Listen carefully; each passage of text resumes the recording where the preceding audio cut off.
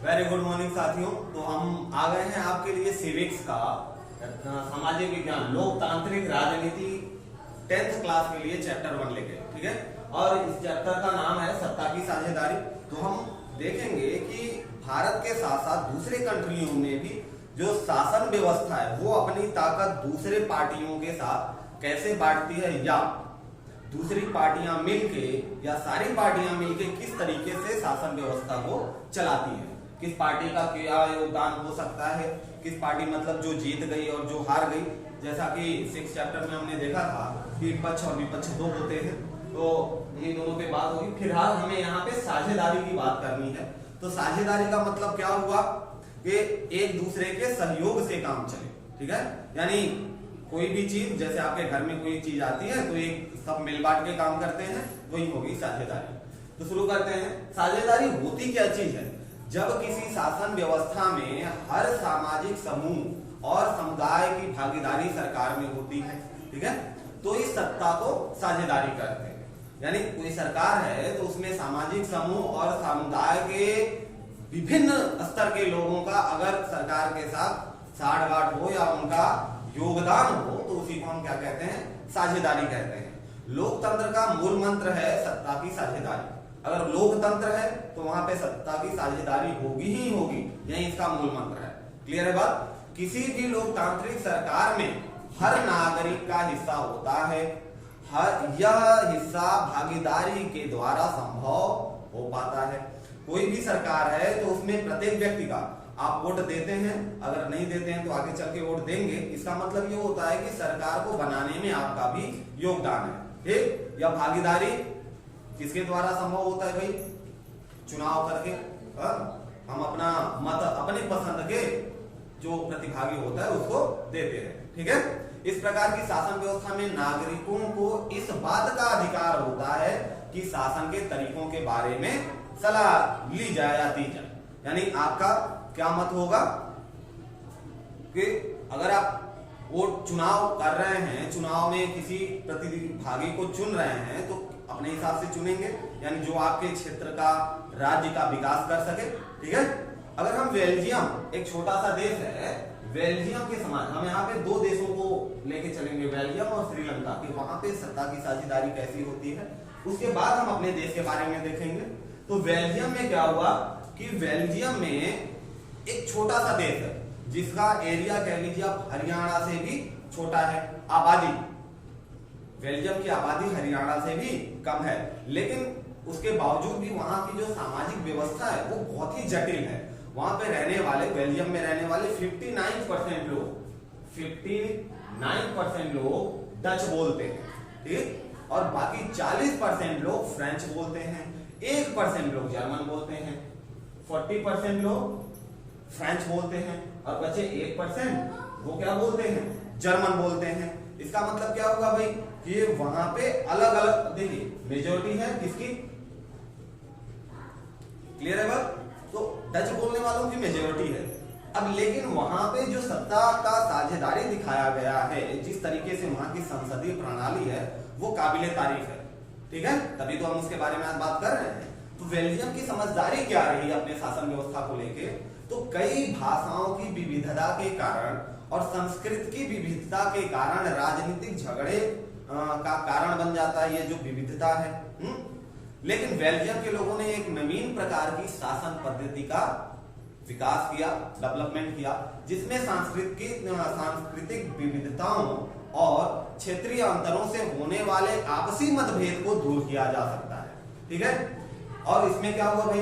उन्होंने बार बार संविधान में संशोधन करके इस संसार से किया कि इस तरीके से संशोधन किया कि किसी भी व्यक्ति को बेगानेपन का अनुभव न हो। जैसे 1% ही है फ्रेंच बोलने वाले, जर्मन बोलने वाले। फ्रेंच बोलने वाले कितने? 40%, इनकी मेजोरिटी बहुत ज्यादा है। लेकिन ये जो जर्मन बोलने वाले हैं इनको बेगानापन न लगे, ये न लगे कि हम अपने देश में नहीं है, उसके लिए वहां पे क्या किया गया? बहुत ही समझदारी से सत्ता का विभाजन किया गया है, ठीक है।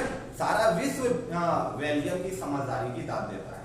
किस तरह? अच्छा, समाज यहाँ पे श्रीलंका की बात करें अगर, तो श्रीलंका में देखिए तो आपको पता ही होगा कि श्रीलंका भारत का दक्षिणी पार्ट से का एक द्वीप है, भारत का नहीं, भारत के दक्षिणी छोर का एक द्वीप है जहां पर सिन्हेल, कौन सी जातियां हैं भाई, सिन्हेल, ये मेजोरिटी में पाई जाती है। वहां के मुख्य जो रहने वाले हैं वो सिन्हेली ही हैं। और कुछ तमिल हैं। तमिल कितने हैं, तो लगभग 74% लोग सिन्हेली हैं, 74% और लगभग 14% लोग तमिल हैं। आपने लिट्टे का नाम सुना होगा, प्रभाकरन जिसका सरगना था। तो इनकी लड़ाई क्यों थी, इसी चीज को लेके थी। जब अंग्रेज श्रीलंका पे तमिल के लोगों को ले जाके वहां पे काम कराते थे तो उन लोगों को अलग ही वरीयता दी जाती थी। अब क्या हुआ कि अंग्रेजों के जाने के बाद जो लोग वहां पे जॉब कर रहे थे पहले से, वो वहीं पे बस गए और वो वहां के गवर्नमेंट सेक्टर में एलिजिबल थे, तो उन्होंने वहां पे जॉब करनी शुरू कर दी। इससे क्या हुआ, सिन्हेलियों को दिक्कत होने लगा कि ये हमारे पोस्ट पे आके रह रहे हैं। ठीक, तो उसकी क्रांति के बारे में हम कभी बात करेंगे। फिलहाल हम अभी देख रहे हैं कि श्रीलंका में जो सत्ता का विभाजन है वो किस प्रकार है।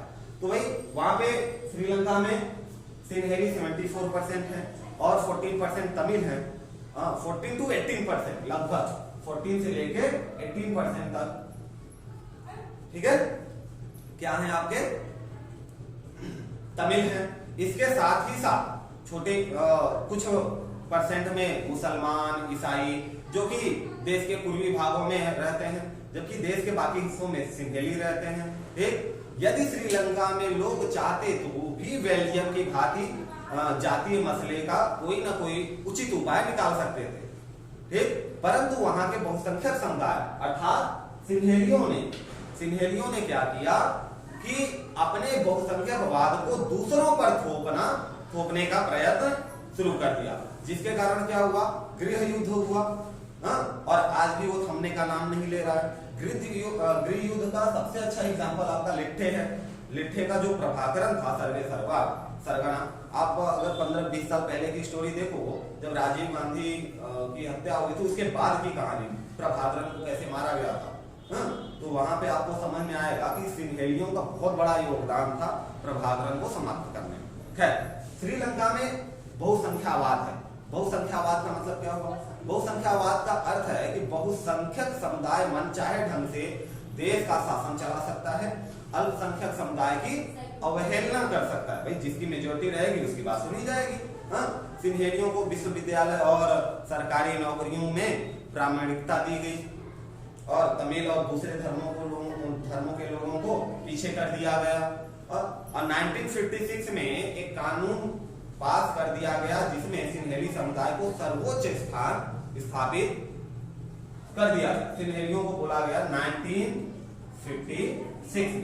1956 में एक नया संविधान बन गया, कहां पे, श्रीलंका में, जहां पे सिन्हेलियों को खास वरीयता दी गई। ठीक है, नए संविधान में यह प्राविधान किया गया कि जो सरकार बौद्ध मत को संरक्षण देगी और उनको बढ़ावा देगी। बौद्ध मत आपको पता ही है, श्रीलंका में बौद्ध धर्म काफी तेजी से फैला हुआ है। सम्राट अशोक ने अपने पुत्र और पुत्री महेंद्र और संघमित्रा को भेजा था श्रीलंका में बौद्ध धर्म के प्रचार के लिए। अब जरा हम बात कर लेते हैं भारत में सत्ता की साझेदारी किस प्रकार। तो भारत में लोकतांत्रिक व्यवस्था है। ठीक है, यहाँ के नागरिक सीधे मतदान करके या मताधिकार का प्रयोग करके अपने प्रतिनिधि को चुनते हैं। लोगों द्वारा चुने हुए प्रतिनिधि एक सरकार को चुनते हैं। इस तरह से चुनी हुई सरकार रोजमर्रा का शासन चलाती है, जो नए नियम बनाती है, पुराने नियमों और कानूनों में संशोधन करती है। ठीक, किसी भी लोकतंत्र में एक प्रकार की राजनीतिक शक्ति का स्रोत प्रजा होती है और यह लोकतंत्र का एक मूल सिद्धांत है। ऐसी शासन व्यवस्था में लोग स्वराज की स्थापना संस्थाओं के माध्यम से अपने आप पर शासन करते हैं। स्वराज का मतलब समझ रहे हैं, अपना अधिकार है, अपने द्वारा चुने गए नेता को भेजेंगे और वो उन्हीं के ऊपर शासन करेंगे। ठीक है, जन नीतियों के निर्णय में हर नागरिक की आवाज सुनी जाती है। इसलिए लोकतंत्र में यह जरूरी हो जाता है कि राजनीति सत्ता का बंटवारा अधिक से अधिक नागरिकों के बीच में हो। जितने लोग रहेंगे उतने उनके मत रहेंगे तो किसी भी काम को सुचारू रूप से किया जा सकता है, उनकी अच्छाई और बुराई निकाल। ठीक है, सत्ता की साझेदारी की आवश्यकता क्यों पड़ी, ठीक, हम बात करेंगे कि इसकी आवश्यकता क्यों है। तो समाज में सौहार्द और शांति बनाए रखने के लिए सत्ता की साझेदारी बहुत जरूरी है। इससे विभिन्न सामाजिक समुदायों में टकराव कम हो जाता है, ठीक है। किसी भी समाज में बहुसंख्यक के आतंक का खतरा बना रहता है। जो बहुसंख्यक हैं वो छोटों को क्या करते हैं, जो कम लोग हैं अल्पसंख्यकों को दबा देते हैं। इससे बहुसंख्यक का आतंक न केवल अल्पसंख्यक को तबाह करता है बल्कि स्वयं को भी तबाह कर देता है। सत्ता की साझेदारी के माध्यम से बहुसंख्यक के आतंक से बचा जा सकता है, ठीक है। लोगों की आवाज ही लोकतंत्र का कारण है, ठीक। लोगों की आवाज ही लोकतंत्र सरकार की नींव बनाती है। इसलिए यह कहा जा सकता है कि लोकतंत्र की आत्मा का सम्मान करने के लिए सत्ता की साझेदारी जरूरी है। सत्ता की साझेदारी अगर नहीं होगी तो लोकतंत्र की आत्मा का सम्मान नहीं होगा। क्लियर है पॉइंट? अब आखिरी पॉइंट देख लेते हैं इसमें, क्या कि साझेदारी जरूरी क्यों है, आवश्यक क्यों है। तो सत्ता की साझेदारी दो कारण होते हैं। एक कि समझदारी वाला कारण और दूसरा नैतिक कारण। अब समझदारी वाला कारण क्या है कि समाज में टकराव और बहुसंख्यक के आतंक को रोकना, ठीक। और नैतिक कारण क्या है, सत्ता की साझेदारी का नैतिक कारण है कि लोकतंत्र की आत्मा को अक्षुण्ण रखना, यानी उसकी आत्मा को दूषित न करना। जो लोकतंत्र के आत्मा में यानी जो लोकतंत्र के संविधान में जितनी बातें, जो नियम कानून है, उसको व्यवस्थित रूप से चलाना। सत्ता की साझेदारी के रूप क्या क्या है, किन किन रूपों में सत्ता की साझेदारी काम करती है। तो आपको पता है कि आपके देश में, भारत देश की हम बात कर रहे हैं, तो भारत देश में सत्ता को चलाने के मेन 3 स्तंभ हैं, कार्यपालिका, नगरपालिका और न्यायपालिका। और ये तीनों की समान पावर होती है, कार्यपालिका की, न्यायपालिका की और विधायिका। कार्यपालिका, न्यायपालिका और विधायिका, और तीनों समान शक्तिशाली संगठन होते हैं जो आपके 3 स्तंभ हैं, जो आपके भारत के शासन व्यवस्था को, लोकतंत्र के शासन व्यवस्था को चलाते हैं। अच्छा, इनकी पावर, इनकी जो ताकत है वो इक्वल होती है। इक्वल का मतलब क्या कि ये तीनों आपस में एक दूसरे के काम में कोई दखलंदाजी नहीं कर सकते। और इसी वजह से इनको क्या बोला जाता है, क्षैतिज बंटवारा बोला जाता है, कि इनके बीच में सत्ता का क्षैतिज बंटवारा हुआ है, हॉरिजॉन्टल बंटवारा हुआ है। क्लियर है बात? तो ये 3 नाम आपको याद रखने हैं, कार्यपालिका, न्यायपालिका और विधायिका। कार्यपालिका सत्ता का उपयोग करती है लेकिन वह संसद के अधीन होती है। ये जो कार्यपालिका है ये सत्ता के ताकत का तो उपयोग करती है, लेकिन ये संसद के क्या है, अधीन होती है। और संसद को कानून बनाने का अधिकार प्राप्त होता है, लेकिन उसे जनता को जवाब भी देना पड़ता है। संसद ही कानून बनाती है। न्यायपालिका इन दोनों से स्वतंत्र है, किसे, विधायिका से और कार्यपालिका। न्यायपालिका इन दोनों से स्वतंत्र होती है। न्यायपालिका का काम है यह देखना कि विधायिका और कार्यपालिका सभी नियमों का सही ढंग से पालन कर रही है या नहीं। जैसे कि न्यायपालिका में कौन आता है आपका, हाई कोर्ट, सुप्रीम कोर्ट। तो ये कोर्ट विधायिका और कार्यपालिका से बिल्कुल अलग होते हैं, ठीक है। इनके ऊपर किसी का दबाव नहीं होता। अगर किसी का प्रेशर है तो वो सीधे राष्ट्रपति का, क्योंकि राष्ट्रपति सर्वे सर्वा होता है। अब विभिन्न क्षेत्रों में कैसे बंटवारा होता है भाई, राजनीतिक रूप की बात कर रहे हैं, साझेदारी के रूप की, तो अलग अलग क्षेत्रों में कैसे, कौन से क्षेत्र देखेंगे। तो भारत जैसे विशाल देश में सरकार चलाने के लिए यह जरूरी होता है कि सत्ता का विकेंद्रीकरण हो। विकेंद्रीकरण मतलब छोटे छोटे टुकड़ों में बांट के जिसको जरूरी है उसको उतनी पावर दे देना। क्लियर है बात? भारत सरकार को 2 मुख्य स्तरों में बांटा गया है, केंद्र सरकार और राज्य सरकार। केंद्र सरकार पर पूरे राष्ट्र की जिम्मेदारी होती है और गणराज्य की विभिन्न इकाइयों की जिम्मेदारी राज्य सरकार पर होती है। दोनों सरकारों के अधिकार क्षेत्र में अलग अलग विषय आते हैं। ऐसे कुछ विषय भी होते हैं जो साझा लिस्ट में रहते हैं, जिन पर राज्य सरकार और केंद्र सरकार दोनों का अधिकार होता है, ठीक है। कहने का सेंस ये है कि भारत की जो सत्ता चलती है वो 2 शक्तियों से चलती है, एक तो केंद्र सरकार से और एक राज्य सरकार से। इनके बीच में ताकत को बांटा गया है। केंद्र सरकार, राज्य सरकार राज्य के नियमों को देखती है और केंद्र सरकार पूरे राज्यों पर नियंत्रण करती है। लेकिन कुछ ऐसे पॉइंट्स हैं जहां पे दोनों की ताकत अलग अलग है, ठीक है। लेकिन कुछ में क्या पूरी साझेदारी होती है। जैसे अगर बात की जाए कि किसी फसल उत्पादन बेचना और एजुकेशन से रिलेटेड, तो ये सब राज्य सरकार के अपने अंडर में पावर है कि वो उसमें जो नियम चाहे उसको उसमें बदलाव कर सकती है। लेकिन अगर हम बात करें कि रक्षा की, वेपन खरीदने की, सोल्जर्स की, तो उसके लिए केंद्र सरकार जिम्मेदार है। पूरे भारत में कहां पे सोल्जर रहेंगे, किस तरीके से रहेंगे और दूसरे और जो योजनाएं आ रही हैं वो कैसे लागू होंगी पूरे भारत में, ये केंद्र सरकार का देखने का काम है, ठीक है। बहुत अच्छा। अगर हम सामाजिक समूहों के बीच में बात करें कि कुछ सामाजिक समूह, ये हमने जो 2 पॉइंट बात किया ये तो केंद्र सरकार और राष्ट्र सरकार हो जाएगी। अगर कुछ सामाजिक समूहों के बीच में सत्ता के बंटवारे की बात करें तो भारत विविधताओं का देश है। यहाँ अनेक सामाजिक, भाषाई और जाति समूह हैं।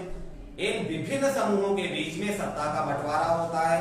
समाज के पिछड़े वर्गों को आरक्षण दिया जाता है और ताकि आरक्षण क्यों दिया जाता है, ताकि सरकारी तंत्र में उनका सही प्रतिनिधित्व हो सके, ठीक है। उदाहरण के लिए अल्पसंख्यक समुदाय, अन्य पिछड़ी जातियां, अनुसूचित जातियां और अनुसूचित जनजातियां लोगों को नौकरी के लिए आरक्षण मिला हुआ है।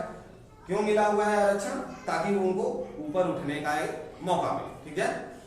इसी के साथ अगर हम बात करें कि क्या दूसरे भी दल ऐसे हैं जो सरकार पे दबाव बना सकते हैं, तो बिल्कुल है भाई। तो सत्ता का बंटवारा विभिन्न राजनीतिक पार्टियों के बीच में भी हो जाता है। जैसे जो बड़ी राजनीतिक पार्टी है या सबसे बड़ी राजनीतिक गठबंधन है उसको सरकार चलाने का मौका मिलता है और बाकी पार्टियां क्या करती हैं, विपक्ष का काम करती हैं, ठीक है। सत्तारूढ़ पार्टी के लोगों को इच्छा अनुसार काम करने की स्वतंत्रता होती है और विपक्ष इस बात पर गौर करती है कि जो वो नियम कानून ला रहे हैं वो समाज के लिए, देश के लिए जरूरी है, फायदेमंद है या नहीं है, ठीक। अगर हम बात करें राजनीतिक पार्टियों के अलावा देश में कई और समूह हैं जो दबाव बना सकते हैं। जैसे छात्र संगठन, मजदूर यूनियन, ये सब वो पार्टियां हैं जो दूसरे भी जो सरकार के ऊपर दबाव आसानी से बना लेते हैं। आपने सुना होगा समय समय पे मजदूर हड़ताल पे बैठ जाते हैं, छात्र संघ हड़ताल पे बैठ जाते हैं। अभी चल रही है बात एजुकेशन को लेके, जॉब को लेके, जॉब नहीं मिल पा रही, बेरोजगारी बढ़ी हुई है। तो ये सब वो संगठन है जो सरकार के ऊपर दबाव बना के अपने हित में अपना काम करवा लेते हैं। क्लियर है बात?